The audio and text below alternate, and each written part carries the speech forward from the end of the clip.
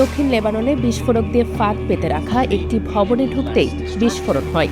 মুহূর্তে নিহত হন 2 ইসরায়েলি সেনা, আহত হন আরও কয়েকজন, যার মধ্যে একজনের অবস্থা গুরুতর। এদিকে 2 ইসরায়েলি সেনা নিহত হওয়ার পর ইসরায়েলের হামলায় লেবাননের একজন নিহত হয়েছে। 5 আগস্ট দক্ষিণ লেবাননের তিবনিন শহরে ইসরায়েলের বিমান হামলায় একটি কবরস্থানের নামাজ ঘরের ছাদে আঘাত লাগে। লেবাননের স্বাস্থ্য মন্ত্রণালয়ের তথ্য অনুযায়ী এতে একজন নিহত এবং আরও 12 জন আহত হন। এর আগে দক্ষিণ লেবাননের মাজদাল সেলেম গ্রামে এক ভবনে পেতে রাখা বোমার ফাঁদে পড়ে ওই 2 ইসরায়েলি সেনা নিহত হন। আল জাজিরার প্রতিবেদন বলছে, মাজদাল সেলেম এখনও ইসরায়েলি সামরিক বাহিনীর দখলে আছে।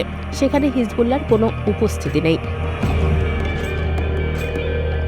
এই বিস্ফোরণের পর টেলিগ্রামে ইসরায়েলি সামরিক বাহিনী ঘোষণা করেছে তারা দক্ষিণ লেবানন জুড়ে সুনির্দিষ্ট লক্ষ্যে আঘাত হানা শুরু করেছে। ইসরায়েলি সেনাবাহিনীর আরবিভাষী মুখপাত্র এলাওয়ায়ের মাজদাল সেলেমের পার্শ্ববর্তী আল মানসুর এলাকা থেকে বাসিন্দাদের সরে যাওয়ার জন্য সতর্কবার্তা জারি করেছেন। আরও হামলা হওয়ার আগে সব বাসিন্দাকে উত্তর দিকে চলে যাওয়ার আহ্বান জানিয়েছেন। তিনি বলেন, আলোচনায় উল্লেখযোগ্য অগ্রগতি হয়নি, তাই অনেকেই মনে করছেন যুদ্ধবিরতি দীর্ঘস্থায়ী হবে না। পাশাপাশি আশঙ্কা রয়েছে আঞ্চলিক উত্তেজনা বেড়ে গেলে তার প্রভাব দ্রুত লেবাননেও ছড়িয়ে পড়তে পারে এবং সংঘাত আবারও শুরু হতে পারে।